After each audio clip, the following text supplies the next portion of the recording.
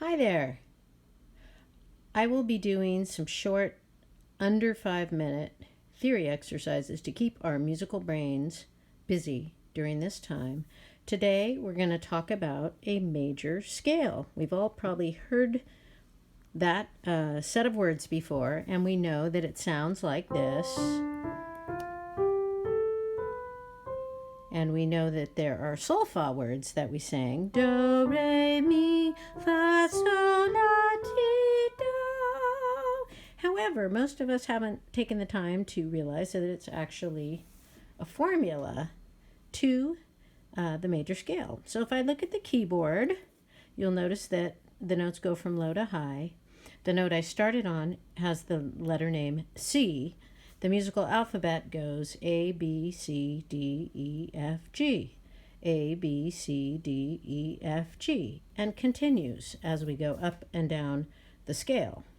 You'll notice, however, there's also some black keys. So let's talk about those. So in between some of these white keys, we find black keys, and they have special names as well. So if I'm going up the scale, the next closest note would be C sharp, C sharp. Here, C sharp. Sharp means that a note is a half step higher than just a regular C. So if we were to go and sing up every note, we would have what we call a chromatic scale. Chromatic meaning we have used all of the notes.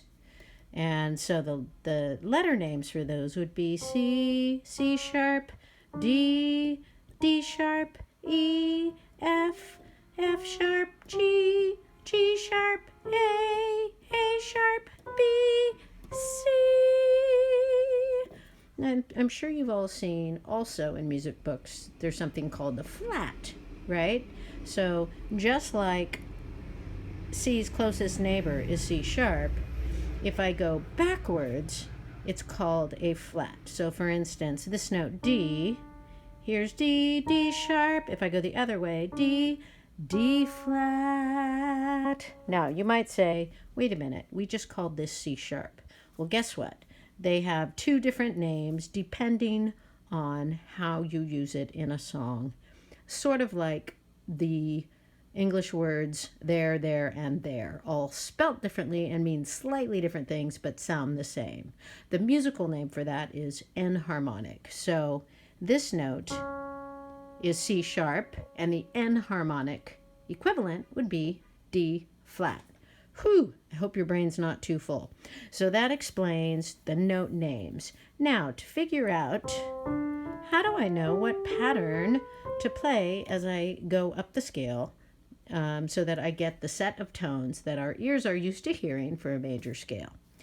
In music, the next closest neighbor we already talked about was a half step away. So if this is a half step, it would make sense that from the note C to D is called a whole step, meaning half whole, half whole, half whole.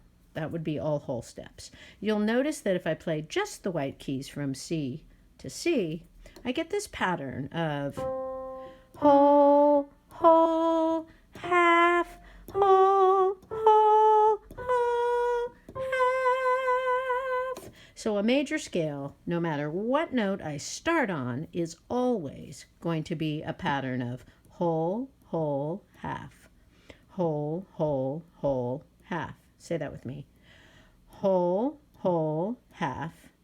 Whole, whole, whole, half. Now, in the key of C, we only use white keys to achieve that sound.